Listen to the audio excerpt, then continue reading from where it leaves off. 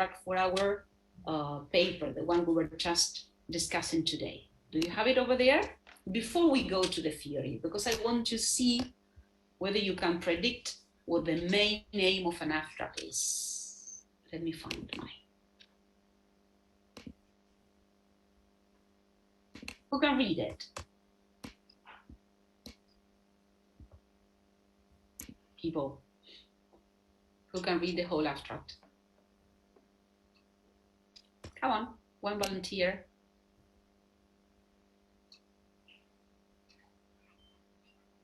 Anyone, this is just reading, people.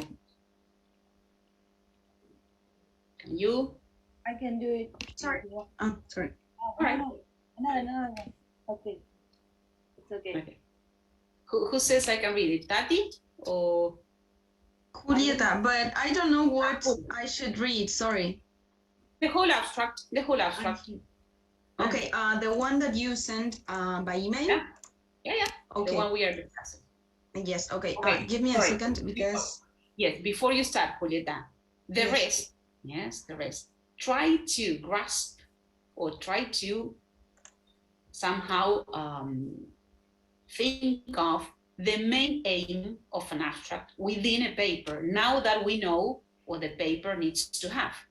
Yes, remember that a strong paper, a paper which is published, needs to have the 4 elements of any research process: an introduction, some methods, some results, and some discussion. So while reading the abstract, try to think about the main function of it, okay? We already know that it is a kind of summary, as you told me the other day, yes? But it is not a kind of ordinary summary, yes? It has some kind of additional function. All right, Julieta, you can read.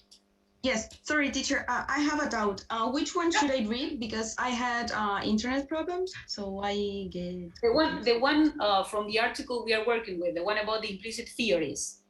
Okay, give me a second. Phonetics, no, wait. Don't worry, somebody else who has it at hand. This one, Journal of Second Language Writing? Yeah. Okay, I go. Wait.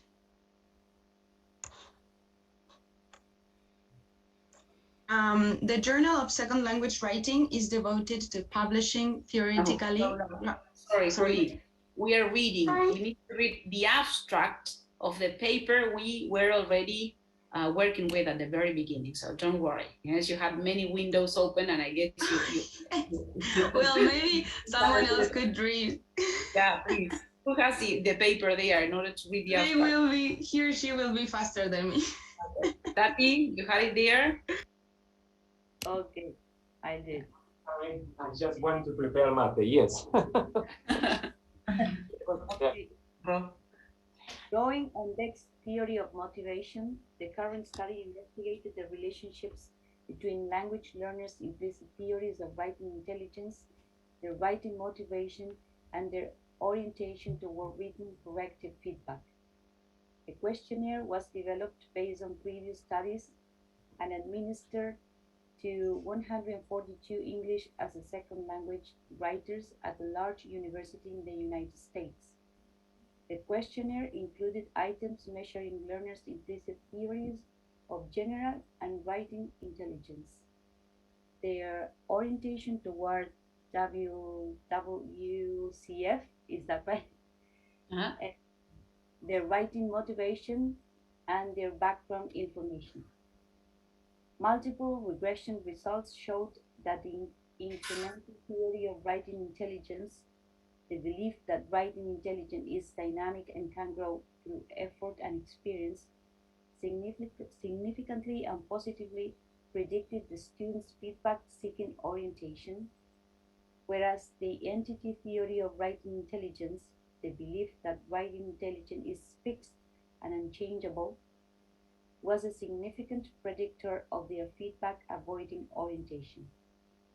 Moreover, the incremental theory of writing intelligence, but not the entity theory of writing intelligence, was a statistically significant predictor of second language writing motivation. Writing motivation, in turn, was most strongly correlated with the participants' feedback-seeking orientation, accounting for 41% of its variance. Pedagogical implications and future research directions are discussed. All right, thank you very much, Tatiana. Well, so who can tell me what is the main use, or what is the main usefulness, better said, of the abstract before reading a paper? What do we have there? It summarizes the whole paper. Summarizing the whole paper, but can you really summarize the whole paper in 200 words? Is it a real summary? No, because in order to have a real summary, you will need to have more paragraphs. There are many, many things that are not included in that short summary. I mean, it summarizes the major aspects of the paper, we can say. Mm-hmm. Yes. And how do you know what is major and what is not?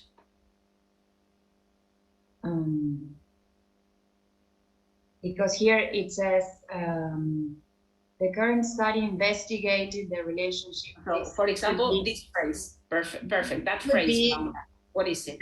The purpose. Okay, the purpose. So it is not saying this is important, this is not important. I will include it, I will not include it. No, you need to know which aspects you will need to include. For example, the purpose. In some abstracts, you will find the purpose, in some abstracts, you won't. Do you see like a kind of linear progression across the 4 parts of the main article within the abstract? Do you see that there is a little bit of introduction, a little bit of methods, a little bit of results, a little bit of discussion?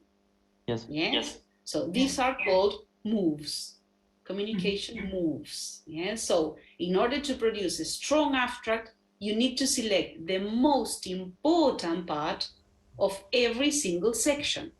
But you don't have to write them as they are in the paper. You need to paraphrase them. You need to place them in a really, really succinct manner in order that you can communicate absolutely everything, as Paula said, but in a kind of clear manner, because if not, you will never know what to add or what to include or what not to include. Yes? So it is really difficult to write an abstract. And when are you going to write it? Once you have the paper ready or before writing the paper? What do you think? When do researchers write their abstracts? Once it's ready. Once it's ready, yes, once it's ready. It's quite impossible to write an abstract before you have the paper ready, because you will not know what to include.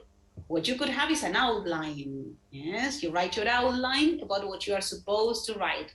Then you do the research, you wait, you spend, I don't know, 6 months writing and revising and correcting and everything. And after that, you write your abstract, because the abstract needs to be true.